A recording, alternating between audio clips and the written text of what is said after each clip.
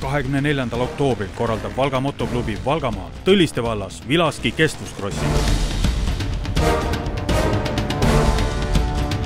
Vaheldusrikkalt 8,5 kilomeetri pikkuselt rajalt leiab iga ilmaga läbitavat liivast krossirada, kiireid metsasihte kui ka sügislehtedega kaetud asfaldilõike endise sõjaväebaasi territooriumil.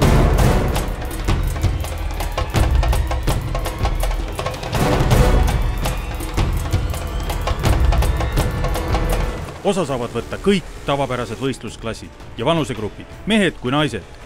Esmakordselt sellistel võistlustel Eestis militaarklass, kaitsevägi, politsei ja piirivalve. Ja mis põhiline, pealtvaatajatel on kogu üritus tasuta. Rohkem infot vaata www.valgamotoklubi.ee. Tule 24. oktoober Vilaski kestvuscrossile. Sõit toimub iga ilmaga.